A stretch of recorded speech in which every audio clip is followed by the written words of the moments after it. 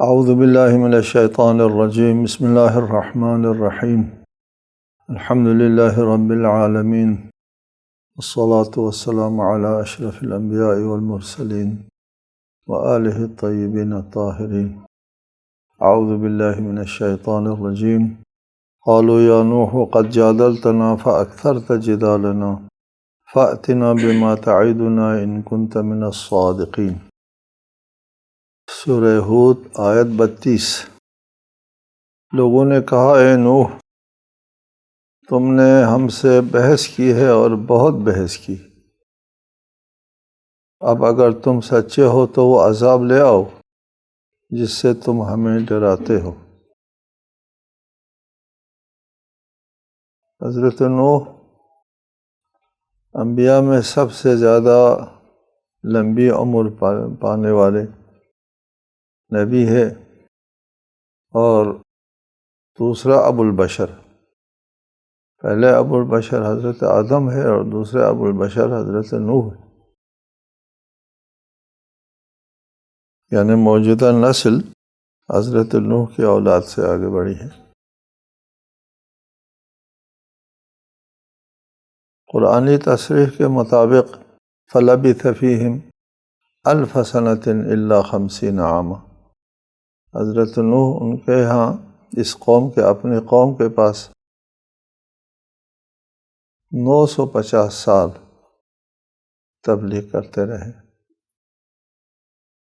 اسی لیے ان لوگوں نے کہا قد جادلتنا فاکثرت جدالنا، آپ نے ہمارے ساتھ بحث کی ہے اور کافی بحث کی ہے۔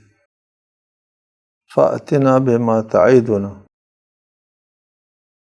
وہ عذاب لے آؤ جس کے تم ہم کو ہمیشہ دھمکی دیتا رہتے ہو۔ ان کنت من الصادقین، اگر تمہارا یہ وعدہ عذاب صحیح ہے۔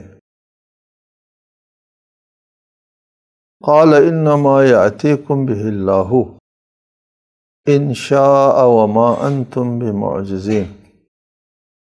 حضرت نوح نے کہا اے قوم، اسے تو بے شک اللہ ہی تم پر لائے گا۔ لوگ کہتے ہیں کہ حضرت نوح سے کہ وہ عذاب لے آؤ، اے نوح لے آؤ، نوح کی طرف خطاب کر کے کہا کہ وہ عذاب لے آؤ اگر لے آنا ہے تو۔ حضرت نوح جواب میں فرماتا ہے کہ وہ عذاب میں نہیں، خدا لانے والا ہے۔ انما یأتیکم بہ اللہ، اس عذاب کو اللہ تعالیٰ لے کر آئے گا۔ ان شاء، اگر اس کی اللہ کی مشیت میں آئے تو۔ یہ عذاب کا آنا نہ آنا میرے بس میں نہیں ہے، میرے ہاتھ میں نہیں ہے، یہ اللہ تعالیٰ کے ہاتھ میں ہے، اور اللہ تعالیٰ کی مشیت کے مطابق عذاب آئے گا انشاء۔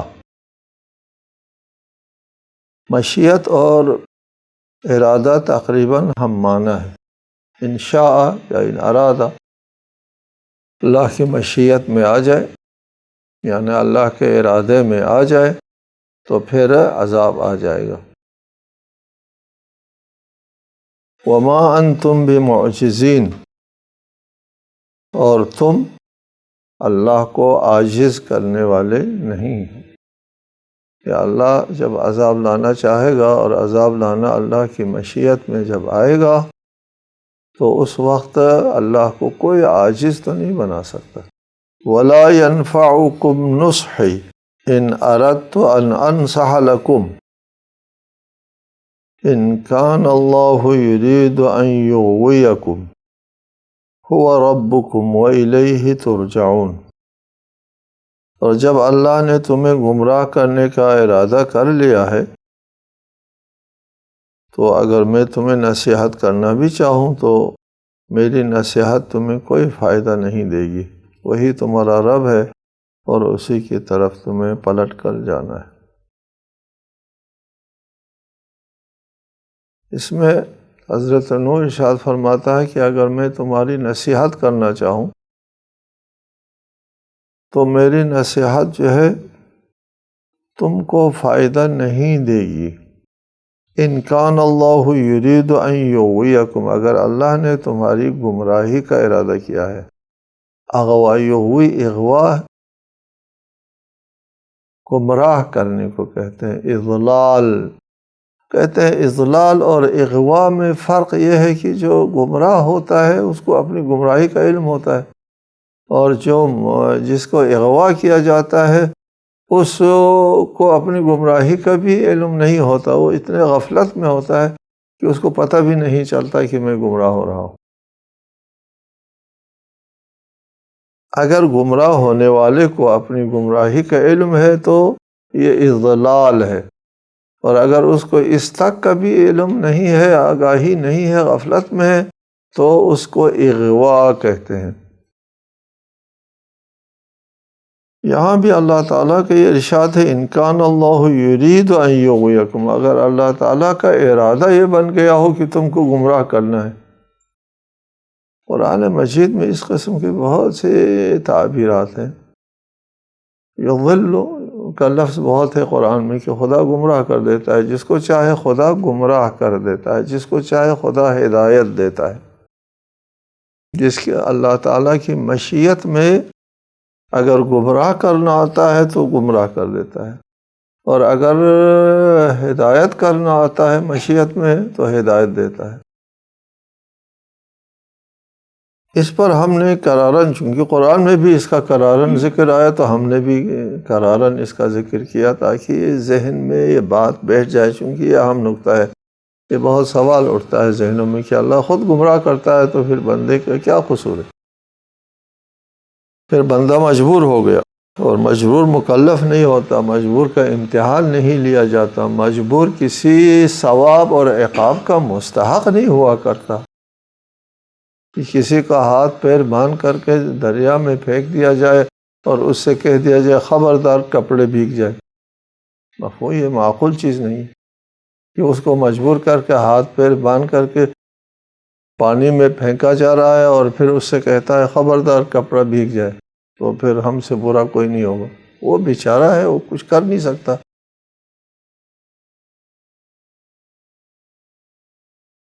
یہاں پر ہم نے وضاحت کی ہے، قرارن وضاحت کی ہے کہ اضلال اور اغوا، خدا گمراہ کرتا ہے، خدا کسی فرد کو یا کسی قوم کو گمراہی میں ڈال دیتا ہے۔ اس سے مراد جو ہے یہ اللہ تعالیٰ کے رحمت کے خلاف بھی ہے، عدالت الہی کے بھی خلاف ہے۔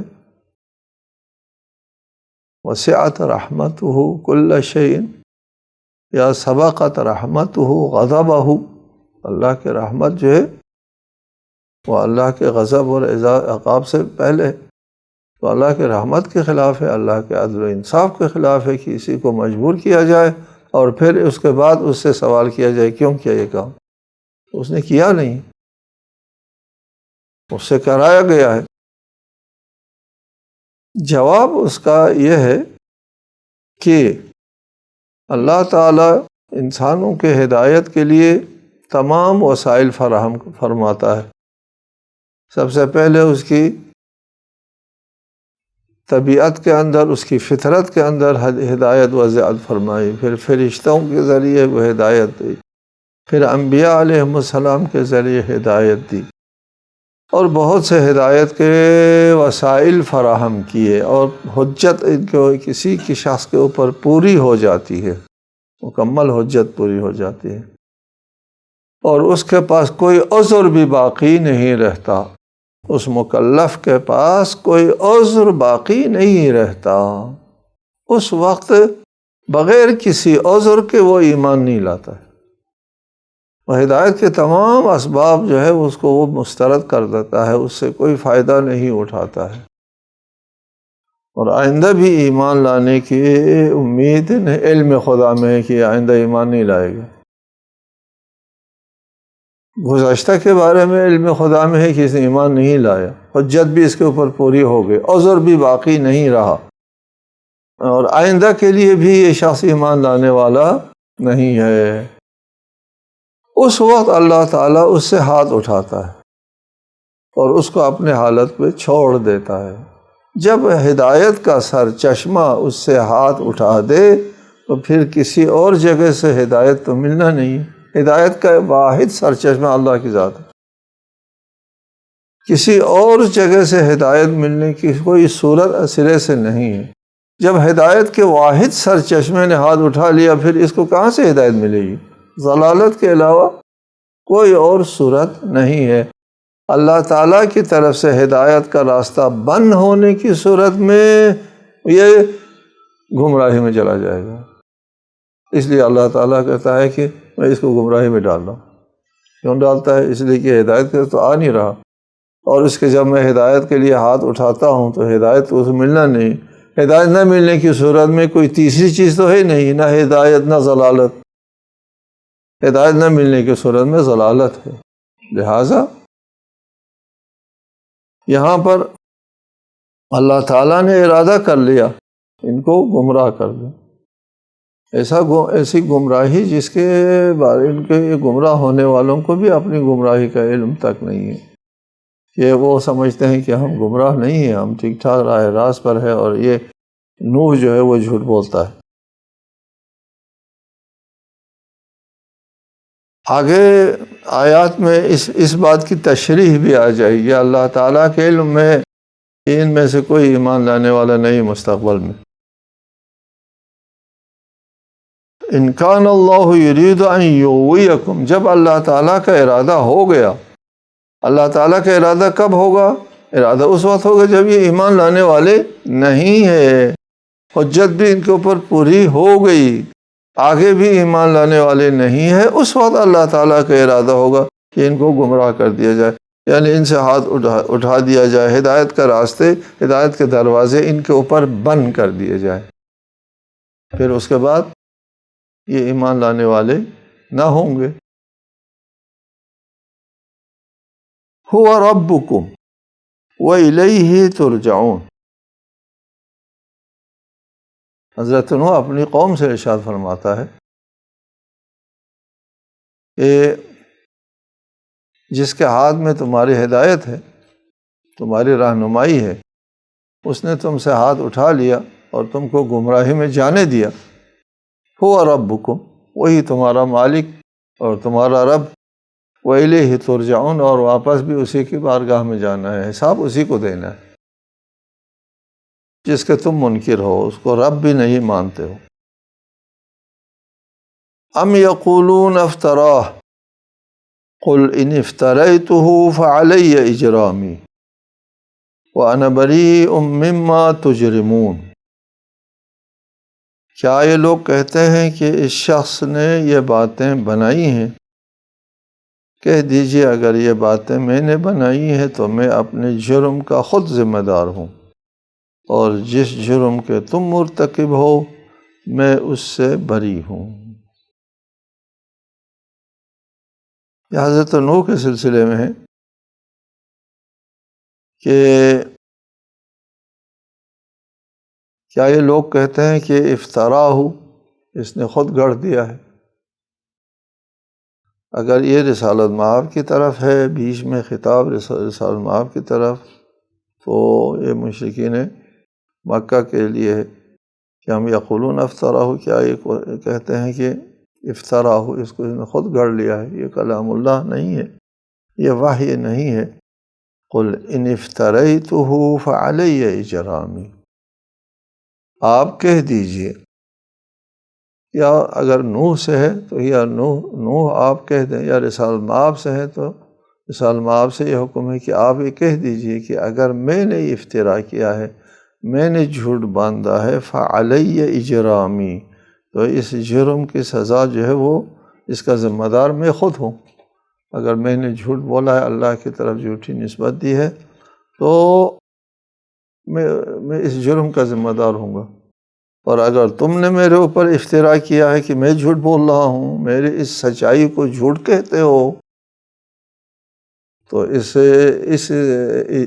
افتراء اور اس بہتان سے میں بری ہوں۔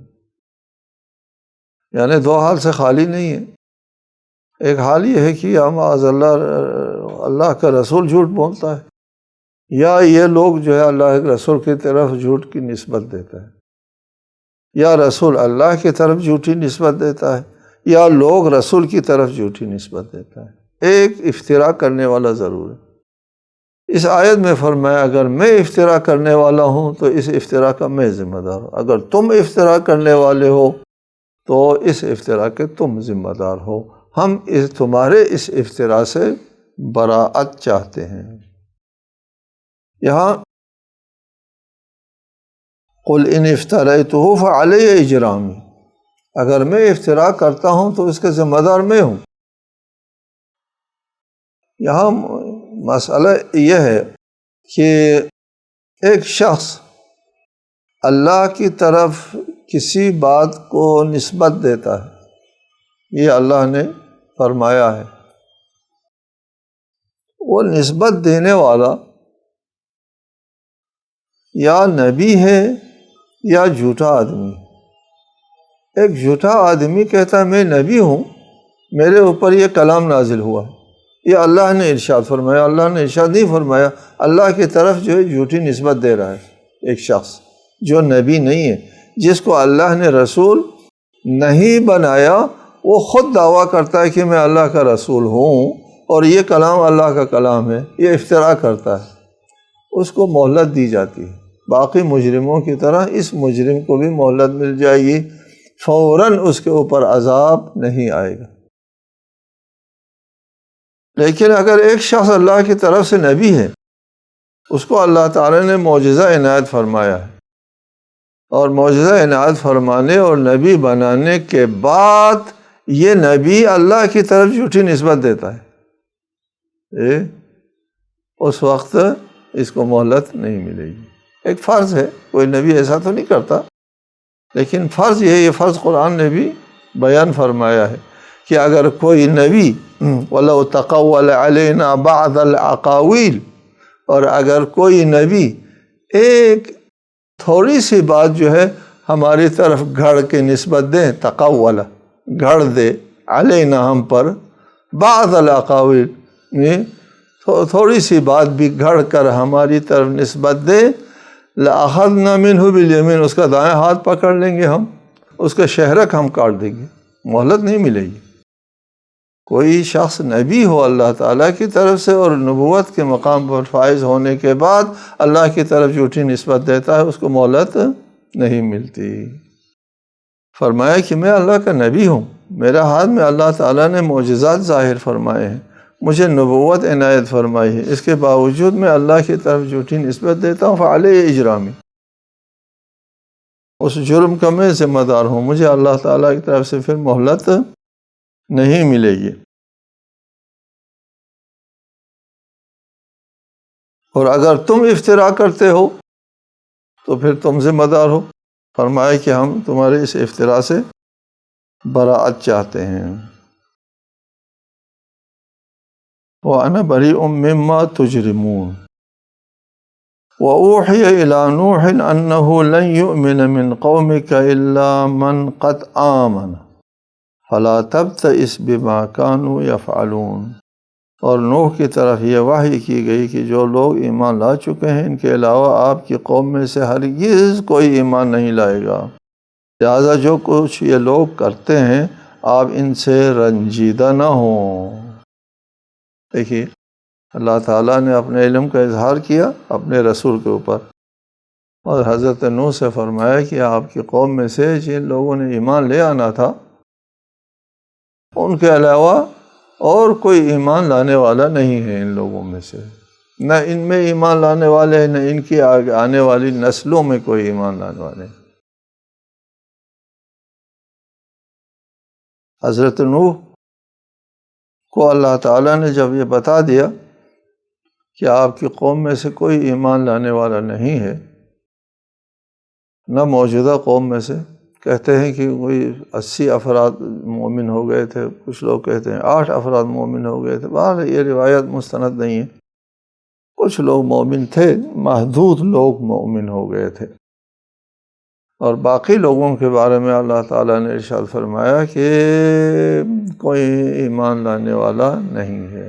ایک دوسری آیت میں ارشاد فرمایا، حضرت نوح نے خود اللہ تعالیٰ کی طرف سے اس آیت کے نزول کے بعد شاید حضرت نوح نے ارشاد فرمایا، وقال نوح رب لا تذر علی الارض من الکافرین دیارا، کسی کو نہ چھوڑیے زمین کے اوپر، کیوں؟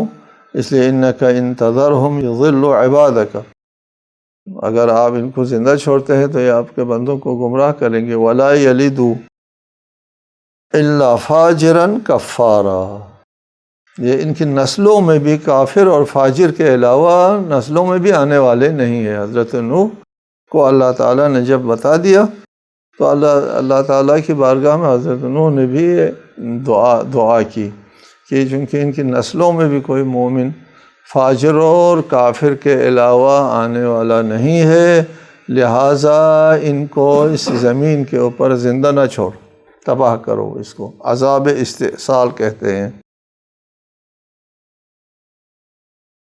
انہ لن یؤمن من قومک الا من قد آمن، جن لوگوں نے ایمان لے آیا ہے اس کے علاوہ باقی لوگ ایمان نہیں لائیں گے۔ فلا تبتئس بما كانوا يفعلون، آپ رنجیدہ نہ ہوں، یہ ان سے کوئی توقع نہ رکھ، اس لیے کہ رنجیدہ وہاں ہوتا ہے جہاں کوئی توقع ہو، امید ہو، اور پھر آپ کی امید پوری نہ ہو تو پھر آپ رنجیدہ ہو جاتے ہیں، اور اگر کوئی امید نہ ہو تو پھر رنجیدہ ہونے کی وہ صورت نہیں ہے۔ مقولہ ہے الیأس احدی الراحتین، نا امید ہونا دو راحتوں میں سے ایک ہے، ایک تو کام ہو جانا ایک راحت ہے، اور دوسرا بالکل نا امید ہونا بھی ایک راحت ہے۔ درمیان میں انسان ہوتا ہے، نہ کام ہوتا ہے نہ نا امید ہوتا ہے، پھر شش و پنج میں رہتا ہے انسان۔ الیأس احدی الراحتین، نا امید بھی دو راحتوں میں سے ایک راحت ہے۔ فرمایا فلا تبتئس، آپ رنجیدہ نہ ہو کہ ان لوگوں نے ایمان نہیں لانا ہے، ان سے امید اپنا قطع کرو۔ وَاصْنَعِ الْفُلْكَ بِأَعْيُنِنَا، اب تیاری کرو، ان سے امیدیں قطع کر کے اپنے کام میں لگ جاؤ۔ کیا ہے وہ کام اپنا؟ وَاصْنَعِ الْفُلْكَ بِأَعْيُنِنَا، اور ہماری نگرانی میں اور ہمارے حکم سے، وَوَحْيِنَا، کیونکہ حضرت نوح کا معاشرہ نہایت ابتدائی معاشرہ تھا، کشتی سازی کا شاید اس بشر کو اس چیز کا علم نہیں تھا کہ کشتی سے پانی جو ہے وہ اپنے وزن سے کم وزن کو اپنے پشت کے اوپر اٹھا دیتا ہے۔ پانی کا وزن اور اوپر آنے والی چیز کا وزن اگر برابر ہو تو درمیان میں چلا جاتا ہے، اور اگر اوپر والی چیز کا وزن کم ہو اور پانی کا وزن جو اس کے نیچے ہے زیادہ ہو تو وہ اس کے اوپر تیر جاتا ہے۔ یہ چیز جو ہے وہ شاید اس وقت انسانوں کو معلوم نہیں تھا، کشتی سازی کا ہنر جو ہے لوگوں کو پتہ نہیں تھا، اس لیے اللہ تعالیٰ نے فرمایا وَاصْنَعِ الْفُلْكَ، کشتی بناؤ، بِأَعْيُنِنَا، ہماری نگرانی میں، وَوَحْيِنَا، ہمارے حکم کے مطابق، ہم جس طرح کہیں گے اسی طرح کشتی بناؤ۔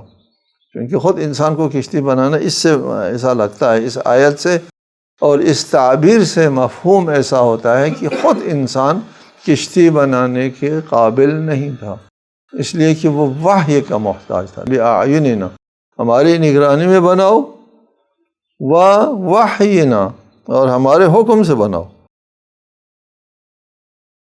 لہٰذا حضرت نوح نے کشتی بنانا شروع کر دیا، کیونکہ لوگوں کو پتہ نہیں تھا کہ یہ کیا ہو رہا ہے، کیا بن رہا ہے، اور آئندہ کا بھی پتہ نہیں تھا۔ وَلَا تُخَاطِبْنِي فِي الَّذِينَ ظَلَمُوا، اور اب ان ظالموں کے بارے میں مجھ سے کوئی بات نہ کرو، اِنَّهُمْ مُغْرَقُونَ، یہ غرق ہونے والے ہیں، اور آپ کو نجات ملے گی اور اس کے لیے آپ کو کشتی بنانا ہوگا۔ اللہ تعالیٰ بھی اب اللہ ان یجری الاشیاء الا باسبابها، اللہ تعالیٰ کا یہ نظام علل و اسباب ہے، اپنے نبی کو وہ ایسے نہیں بچائے گا، علل و اسباب کے ذریعہ بچائے گا، اور اسباب فراہم کرنے، وسیلہ اور ذریعہ فراہم کرنے کا حکم دیا ہے کہ وہ ہے کشتی۔ دریا میں پانی میں غرق ہونے سے بچنے کے لیے کشتی بناؤ اور کشتی کے اوپر سوار ہو جاؤ۔ تو حضرت نوح نے اللہ تعالیٰ کے حکم سے کشتی بنانا شروع کر دیا، چونکہ وحی کے ذریعے حضرت نوح کو اللہ نے فرمایا تھا وَلَا تُخَاطِبْنِي فِي الَّذِينَ ظَلَمُوا، ان ظالموں کے بارے میں، یعنی ان کی نجات کے لیے، ان کو زندہ رہنے دینے کے بارے میں مجھ سے بات نہ کرو، إِنَّهُمْ مُغْرَقُونَ، یہ حتماً غرق ہونے والے ہیں۔ چنانچہ حضرت نوح نے اللہ تعالیٰ کے حکم سے کشتی بنانا شروع کر دیا۔ وَيَصْنَعُ الْفُلْكَ، حضرت نوح کشتی بناتے ہیں۔ وَكُلَّمَا مَرَّ عَلَيْهِ مَلَأٌ مِّن قَوْمِهِ سَخِرُوا مِنْهُ، اور ان کی قوم کے سرداروں میں سے، پھر بھی یہ سردار آتے ہیں آگے، یہ سرداروں میں سے کوئی سردار وہاں سے گزرتا ہے، سَخِرُوا مِنْهُ، مزاح اڑاتا ہے، ہاں جی، یہ خشکی کے اوپر کیا بنا رہے ہو، یہاں کوئی پانی بھی نہیں ہے۔ اگر وہ کشتی کا مطلب سمجھ میں آتا ہے تو بھی مزاح اڑاتے تھے، اگر کشتی کا مطلب سمجھ میں نہیں آتا ہے تو بھی وہ مزاح اڑاتے تھے۔ قال ان تسخروا منا فإنا نسخر منکم کما تسخرون، حضرت نوح فرماتے تھے کہ اگر آج تم ہمارا مزاح اڑاتے ہو تو کل ہم تمہارا اسی طرح مزاح اڑائیں گے جیسے تم مزاح اڑاتے ہو۔ تم جب غرق ہو رہے ہوگے، مر رہے ہوں گے، اور ہم کشتی میں بیٹھ کر کے نجات حاصل کر رہے ہوں گے، اس وقت ہم تمہارا مزاح اڑائیں گے۔ السلام علیکم ورحمۃ اللہ۔